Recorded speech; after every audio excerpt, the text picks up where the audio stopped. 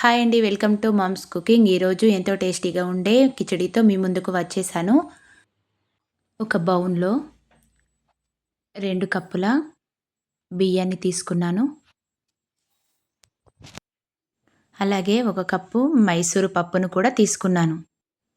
మీరు ఎక్కువగా చేసుకోవాలనుకుంటే 4 కప్పుల బియ్యం తీసుకున్నట్లయితే అలాగే 2 కప్పుల మైసూరు పప్పును తీసుకోవాలి.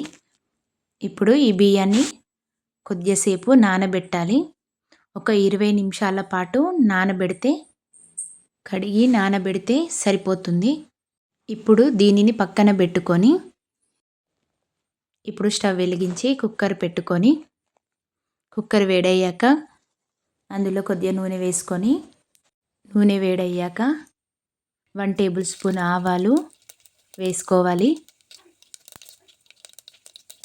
అలాగే 4 యాలకులు, 4 లవంగాలు, కొంచెం దాల్చిన చెక్క వేసుకోవాలి.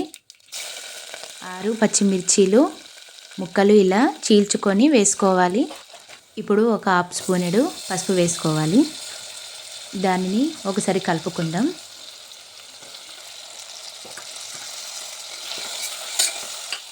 అందులోనే 1 కప్పు ఆలుగడ్డ ముక్కలు, అలాగే 1 కప్పు టమాటా ముక్కలు వేసుకోవాలి. ఇప్పుడు ఒకసారి కలుపుకొని 1 స్పూనెడు ఉప్పు వేసుకోవాలి. నేను దానికి సరిపడంత వేసుకున్నాను. 1 కప్పు కొత్తిమీర ఆకు వేసుకొని అలాగే ఇంకొద్దిగా కరివేపాకు వేసుకున్నాను. ఇప్పుడు నానబెట్టిన ఏదైతే బియ్యము మైసూర్ పప్పుని ఇందులో వేసుకొని మంచిగా ఇందులో వేయించుకోవాలి. ఈ విధంగా వేయించుకోవాలి.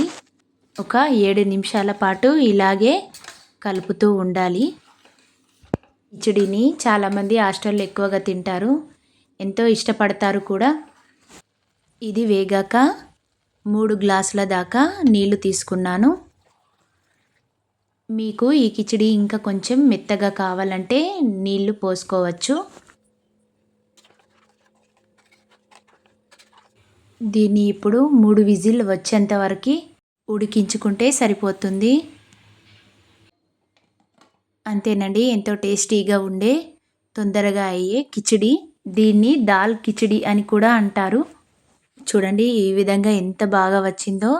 కానీ కిచడీ అనేది ఈ టైప్లో ఉంటేనే టేస్టీగా వస్తుంది.